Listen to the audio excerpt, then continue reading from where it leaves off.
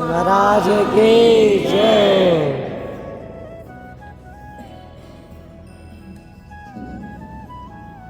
आज से पुनः हम सभी के महाभाग्य का उदय हुआ है, जो सर्वज्ञ भगवान की चरण निष्ठा में बैठ करके हम भगवान की देशना का पान कर रहे हैं।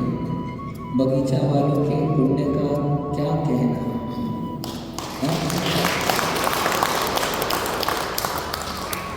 ज़्यादा इतिहास तो नहीं पता है, लेकिन जहाँ तक मेरी जानकारी है 15-20 सालों में ये पहली बार ऐसा प्रसंग आपको प्राप्त हुआ है।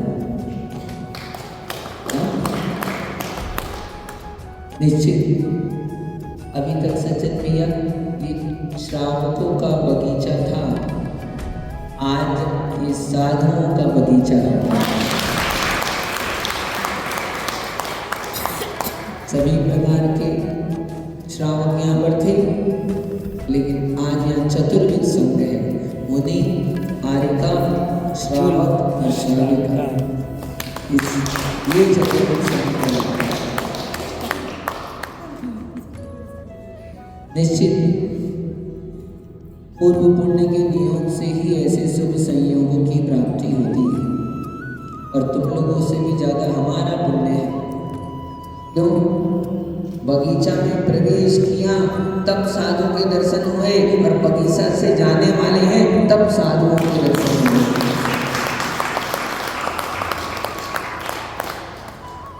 इसको कहते हैं पुण्य। सही।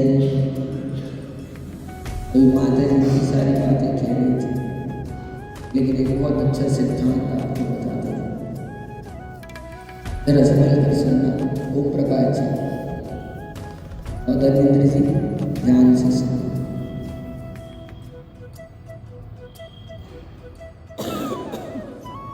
देखो सामने भगवान दिख रहे कि नहीं? बोलो ना। दिख रहे हैं। दिख रहे हैं। किसको किसको भगवान दिख रहे हैं?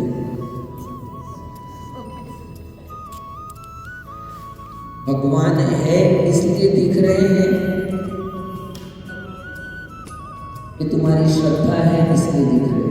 हमारी श्रद्धा से भगवान जी दिख रहे हैं। बोलो, आई बात समझ में? वस्तु वर्ण जैसी है ऐसी ही होती है। क्या? वस्तु जैसी है वकीजा वैसी ही होती है, लेकिन गुणी जनों को वस्तु गुणशाली दिखाई देती है और दोष युक्त व्यक्ति को दोष दिखाई देती है। ये माता जी की दृष्टि तुम समझ गए? ये दृष्टि है हमसे ज्येष्ठ श्रेष्ठ होने पर, ज्येष्ठ भी है और श्रेष्ठ भी है। श्रेष्ठ तो सबसे पहले इसलिए कि हम नहीं कह रहे, आचार्य भगवंतों ने ग्रंथों में लिखा है क्या कि जगत में 7 आश्चर्य है, लेकिन 8वां आश्चर्य ये है कि इस पंचम काल में स्त्री पर्याय को प्राप्त करने के बाद आरिका के व्रत ले लेना, ये 8वां आश्चर्य है। निश्चित। और यूं तो जैसे गृहस्थों के संबंध होते हैं, रिश्ते होते हैं, ऐसे साधुओं के भी संबंध होते हैं। हाँ, हम रुक गए। क्यों रुक गए? बुआ के लिए भतीजे को रुकना ही पड़ता है। क्यों कह रही है ऐसा? हमारे गुरु जी आचार्य भगवत विशुद्ध सागर महाराज की ये बहनें हैं, इन्होंने बहुत सेवा की, वैयावृत्ति की, और इसलिए आचार्य विराग सागर महाराज ने इनको दीक्षा दी। आचार्य विराग सागर महाराज ने विशुद्ध सागर जी को दीक्षा दी। और हमारे गुरु जी, पिता तुल्य गुरु जी हमारे, तो ये उनकी बहनें हमारी बुआ तुल्य हुई कि नहीं? उससे भी बढ़कर कहीं कथनचित किसी अपेक्षा से ये हमारे सहपाठी हैं। क्या है? सहपाठी हैं। यद्यपि इतना विशेष इनको सब ज्ञान है, शास्त्रों का सब कुछ ज्ञान है, लेकिन बहुत सरलता से ज्ञान का अर्जन करने के लिए नम्र हो जाती है माता जी, लघु बनती है, और यही इनकी विशेषता है। ज्येष्ठ होने पर भी इन्होंने अपनी लघुता नहीं छोड़ी। क्या सहपाठी क्यों कहा? क्योंकि अभी चातुर्मास के पूर्व 4 महीने हम सम्मेद शिखर में रहे, तो हमको माता जी के साथ रह करके लब्धि सार ग्रंथ का स्वाध्याय करने को, पढ़ने को मिला। हमने साथ में पढ़ा है। आचार्य भगवत वैराग्यनंदी महाराज हमारे गुरु जी पढ़ाने वाले, और हम लोग साथ में पढ़ने वाले, इसलिए सहपाठी है। और सहपाठी के लिए कौन नहीं रुकता है? हाँ, कल आहार तक तो यही मन था हमारा कि हम 2 बजे विहार करेंगे, लेकिन आहार करने के बाद पेट भर जाता है तो दिमाग अच्छा चलता है ना। तो आहार करने के बाद में पता नहीं आते आते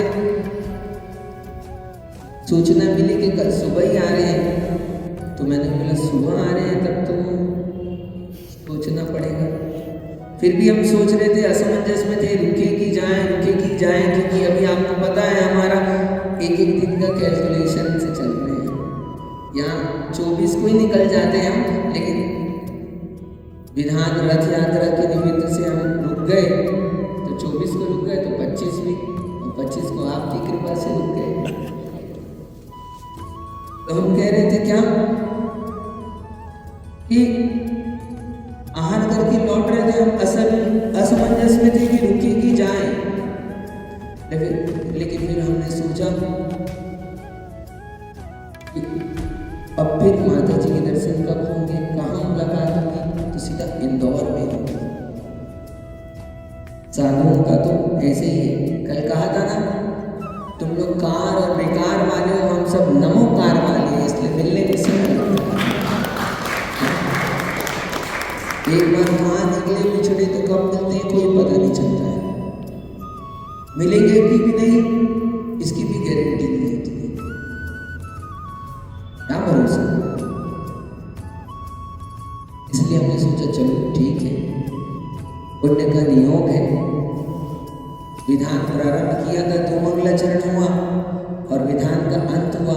यद्यपि हमने इनसे निवेदन किया था कि माता जी 24 तारीख को रथ यात्रा हवन है, आप पहुंच जाना, लेकिन माता जी ने हमारी बात नहीं मानी। क्या ठीक है, साधुओं की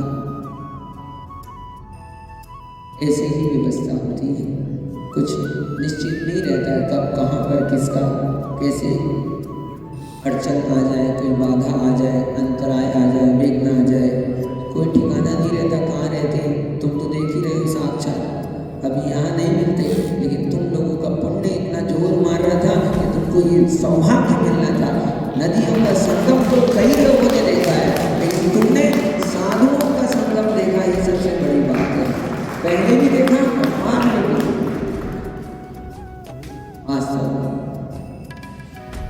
महान पुण्यात्मा है बगीचा काशी। हाँ, अब सुनो, जितने दिन हम रहे यहाँ पर, कम से कम उतने दिन माता जी को रोक करके सेवा करना। देखो इतने दूर से चली आ रही, समय शिखर से बिना रुके नॉन स्टॉप, और सबके पैर है ना थोड़ा, ये तो निष्प्रय है, इनको शरीर से ममत्व नहीं है, चिंता नहीं है। लेकिन हम चाहते हैं कि आप लोगों को सेवा का लाभ मिले और थोड़ा विश्राम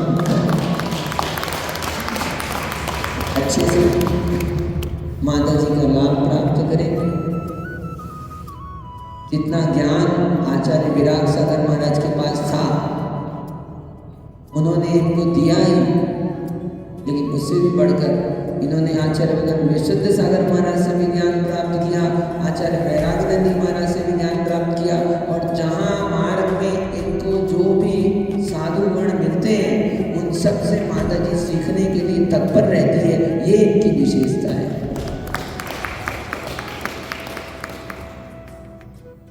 सोचिए क्या इन बहुओं से पूछो, और नहीं तो उन सासुओं से पूछो।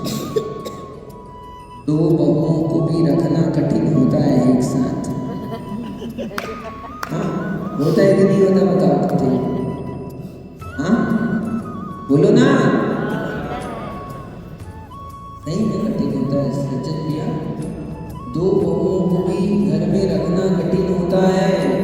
तो सोचो इन माता जी का वात्सल्य और प्रज्ञा कि कितने सारे ये माता हारिका माता को साथ में रखा है, ये इनकी विशेषता है। भिन्न भिन्न मस्तिष्क के बुद्धि के लोग होते हैं, उनको अपने साथ में मिला करके रखना, प्रेम वात्सल से रहना, ये कठिन काम होता है वास्तव में।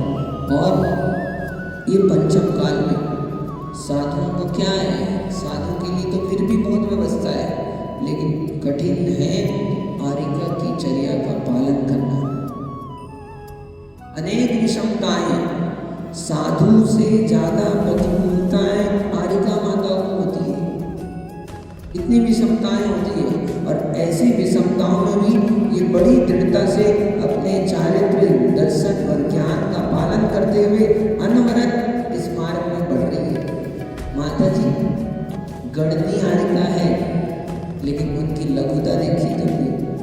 यद्यपि शास्त्र में कहा है एक दिन का साधु हो तो भी ज्येष्ठ होता है, श्रेष्ठ होता है, लेकिन फिर भी साधु होने पर भी यदि अंतरंग में विनय ना हो, अंतरंग में वात्सल्य ना हो, अंतरंग में लघुता ना हो, तो कई तुमने दृष्टांत लोक में और अनेक प्रकार के देखे हैं।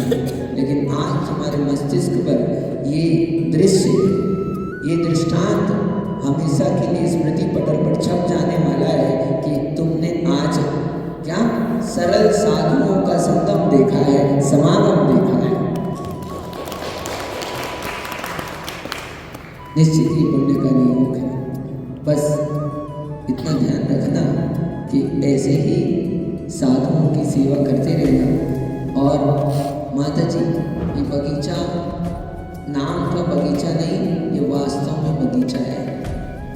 जैसे शास्त्र में लिखा रहता था कि प्राचीन काल में साधुगण आकर के सोनू नगर के उद्यान में बाहर रुक जाया करते थे, और कदाचित कथनचित कभी कोई साधु वहीं उस उद्यान में ही चातुर्मास की स्थापना कर लेते थे।